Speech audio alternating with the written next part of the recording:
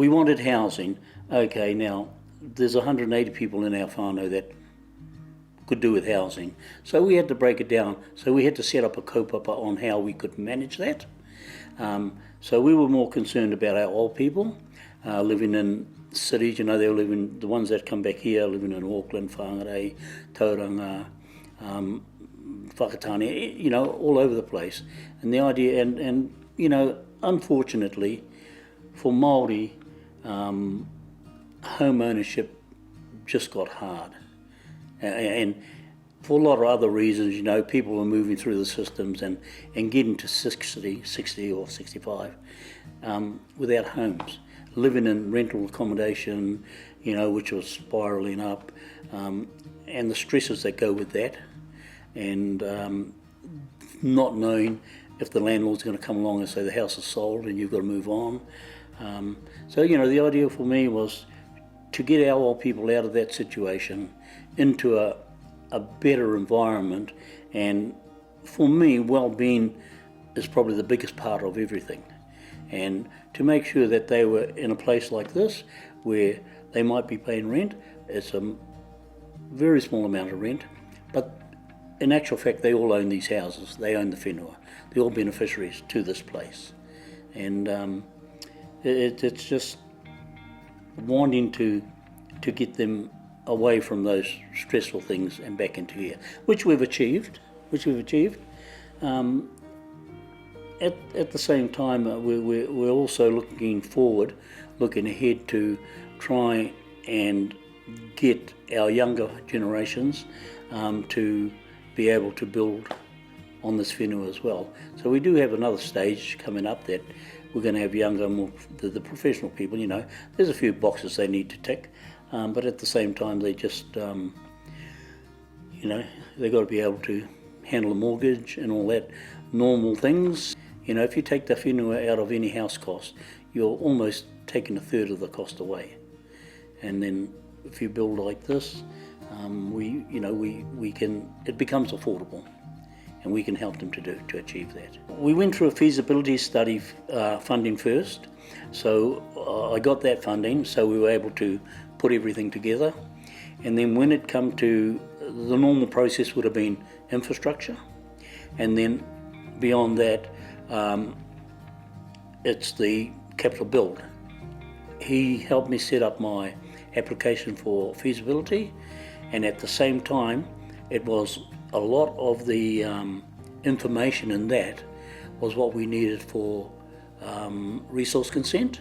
So we put those two together, and we got an application, all the same information, and a resource consent out of that. And that was because Steve had the knowledge on how to go about doing that.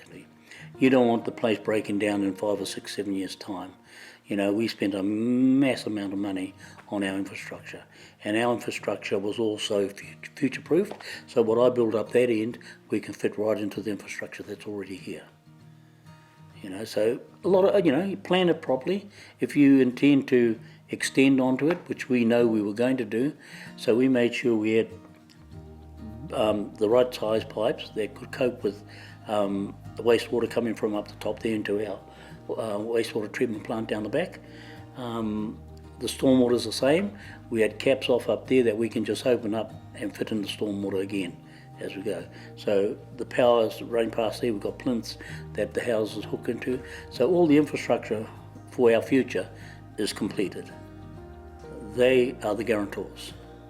So you go to Kiwi Bank, okay, you submit your application for whatever, and then you've got to go to, or it's a triangle between Kiwi Bank, Kāinga and you, because at the end of the day, Kiwi Bank don't look to you as for a guarantor, they're looking at Kāinga.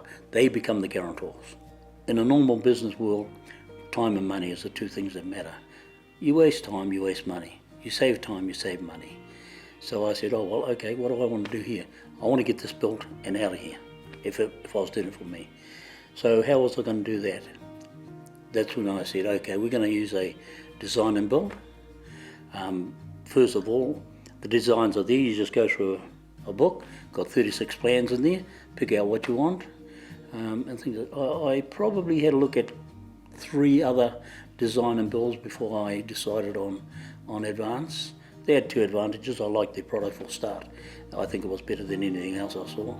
Their backup service, what they were telling me, and from what I knew, was, you know, top of the line, and they were local. We've, right at the start, allocated 2 hectares to housing. So there's probably about 2 hectares in native bush and what have you, and we think we can utilise maybe 4 hectares of that, and we have a plan or a program that's going to start building an avocado orchard through there in those 4 hectares, and with that is going to provide a sustainable financial future for this place. And employment as well. But the idea is that somewhere in the future, not right now, but somewhere in the future, that we'll bring our older people back here and they'll be able to live here free. We have 2 documents that apply to here. One is the trust deed through the courts, and the other is our governance document. And it just gives simple rules, and the thought behind it is that if there's ever a disagreement or an argument or something comes up in 10 years' time, 2 people don't have to stand there and argue about it. You just go back to these documents and the answer's there somewhere. And just apply that to what you're doing. Yeah, so it's an important part of living here in harmony, I'll say, you know, and to the standard that the trustees want. You know, so, I mean, it's a beautiful place. You need it to be looked after. And we need our mokopuna in 25 years' time to be able to see the same thing. Yeah. And this is one of the things I talk about when we lift the standards of papakāinga.